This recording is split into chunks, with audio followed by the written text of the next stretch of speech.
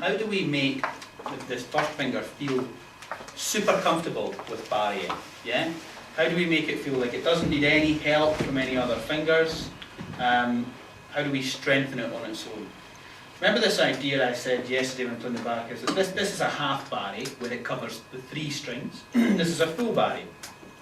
But I also think we should become more used to thinking about a third of the guitar. 2-string barry, the top string, right? Because sometimes I think we over barry. We barry all 6 strings when we only really need to be barrying for 4, maybe here, 2/3, you know?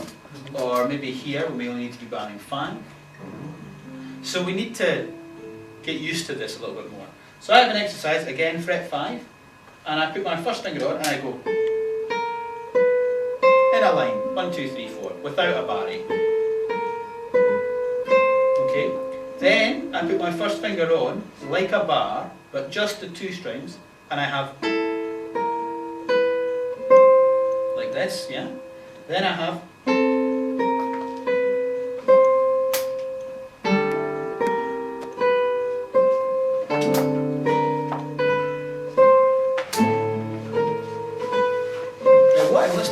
is the barry creates the bass note that lasts for each of the fingers going down.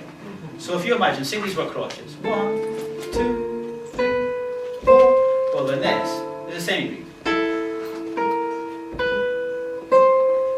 Lasting the full bar,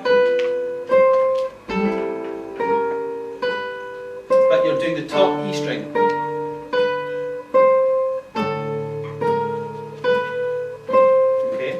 So, this is quite tricky because the difference now between finger 1 and finger 2 is in this direction. The stretch is here, okay? It's not there on the same string, it's across the guitar. And what quite often happens is that the barry stops ringing. So if you just listen to me doing it now, the bass note rings till the end.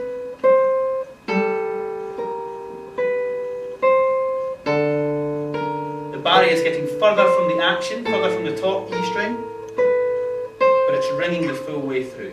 Okay, so it's a good exercise because what we find hard with the barry is when we have a note we have to ring, and which we'll do in a second. Okay, but for just now, this idea of just 1, 2, 3, 4, then place, then G string, now take your barry to 4. Take your barry to 5, and take your barry to 6. Good, so they were sustaining really nicely, really nicely. Okay, so for example, sometimes in barries, 1 or 2 notes don't sound. So watch this. I'm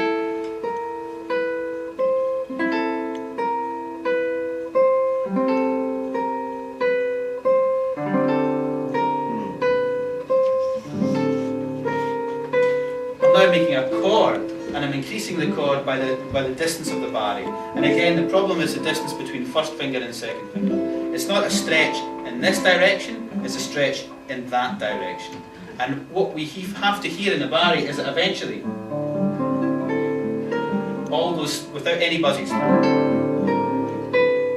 until the end.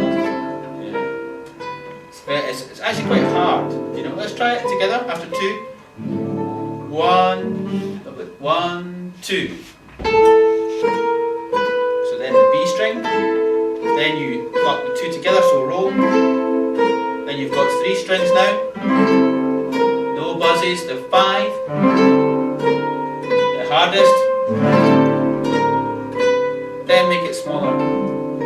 So again, coming away. Make it diminuendo, make it very musical. Just 1 note. Decrescendo. Until we're left with just the position again. 1, 2, 3, 4, the feeling of position. Like I'm saying, too much pressure on a barry, over-barring, using other fingers to help the barry out, you know, when it's not necessary. I mean, sometimes you have a super hard stretch and 2 does go over. I mean, I've seen that with lots of players. It can happen. But essentially, you should be able to try and do it as much as possible without this. Yeah, and it's a nice idea to listen to that sustain. I mean, if you can get that really...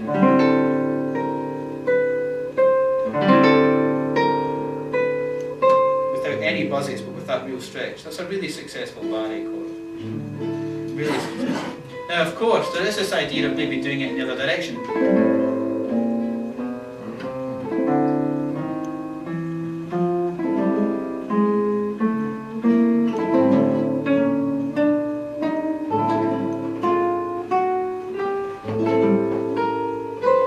Yeah, which is nice. So yeah, I'm dragging my index. Then for 5 strings. Then for 4 strings. Then for 3.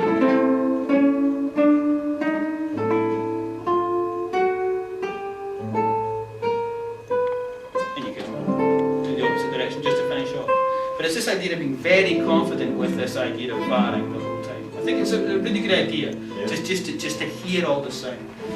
I've also noticed that when people put barres down, sometimes the finger isn't truly straight against the fret. Sometimes the top of the finger will actually stretch on to the top, and there'll be a sort of curve to the bar. Yeah, and it means that sometimes people have a really strong, and then so the top is strong and the bottom, and the middle is kind of weak.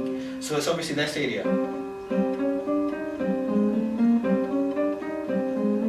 Barre. So sometimes it's worth working on little ideas just around that to make that really function quite well. The barre is tricky. Is it harder in like the lower down or the higher up you go? Like it seems to me that when you're doing F chords, it's kind of easier up here than it is down. Yeah, it's just width of the fret. Obviously we all know the width of the fret in first position is the widest point, and then of course incrementally as we increase up the neck of the guitar, it's getting slightly smaller, so it's shaving off every time. So yes, an F major bar chord or an F minor or anything here in this position is going to be much more sapping of energy, and it needs a lot of strength to put it down. So yeah, I do a lot of these exercises in fifth position, purely because it's not so hard right away, and it's a nice angle to just lift the hand to the guitar. There's no extension or contraction, but here, it's also very good to do the exercises. So here,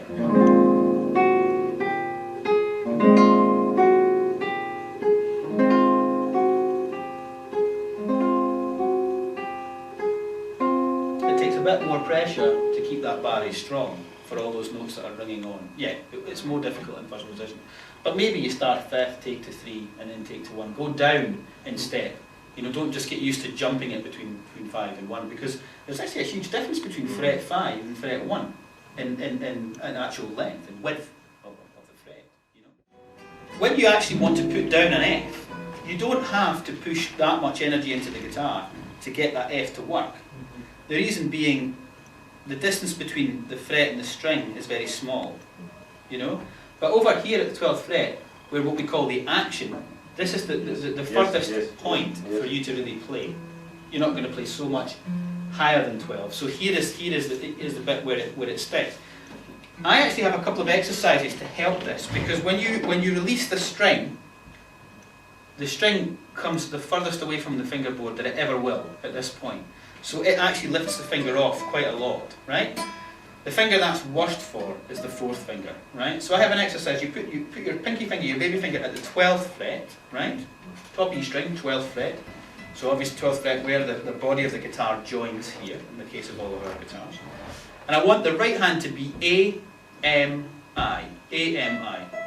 Almost a little bit like a tremolo idea, right?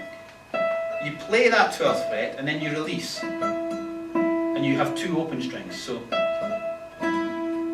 Good. Now, when you release, I just want you to, that idea I had of taking care of the end of the note, don't let the 4th finger go very far away.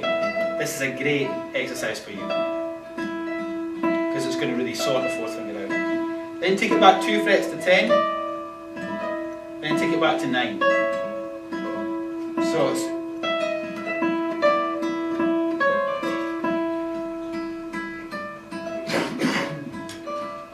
that's A, in the right. Yeah, no, I've got my finger here, I've got to sort it out.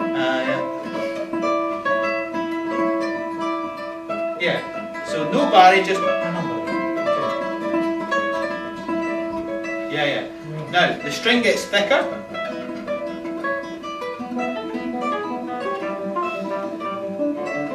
As I go down.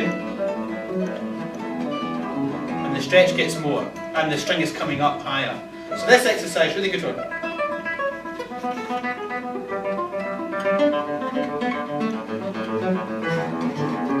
Really working that fourth finger out, really working it out. Yeah. So now watch, it's 12, 10, 9. So da, bum, bum. See? Okay, let's stop for a second, we'll do it all together after 2. After 3 actually. 1, 2, 3. Bum, bum, bum. Good.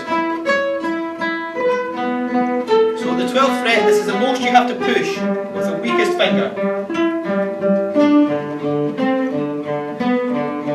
But you have to also be able to get out the road so that the open string can sound. Now if we do it the other way, it's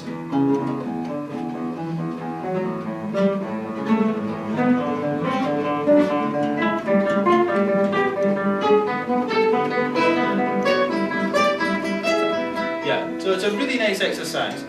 All thicknesses of strings, but the highest point the string lifts up, the weakest finger. And sometimes the problem is when we play an open string is we don't actually get the fingers out the road enough and we get the catch. So this is really good. You just hear when I do it.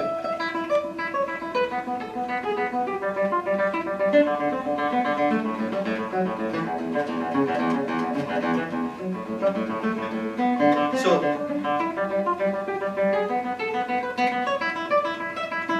nice for the balance of the fourth finger. So that's a little bit interesting. You know, this is actually the widest fret, but the easiest place to push the finger down because the string lies closest to the fingerboard.